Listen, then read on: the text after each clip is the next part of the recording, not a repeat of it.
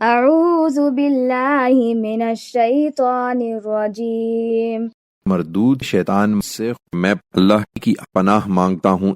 اللہ یبسط الرزق لمن یشاء ویقدر وفرحوا بالحیاة الدنیا وما الحیاة الدنیا فی الآخرة الا متاع۔ اللہ جس کو چاہتا ہے رزق کی فراخی عطا فرماتا ہے اور جس کے لیے چاہتا ہے اسے تنگ کر دیتا ہے۔ یہ اس حقیقت کو نہیں سمجھے اور اسی دنیا کی زندگی پر ریجھے ہوئے ہیں، درحالے کہ دنیا کی یہ زندگی آخرت میں محض ایک متاع حقیر ہی نکلے گی۔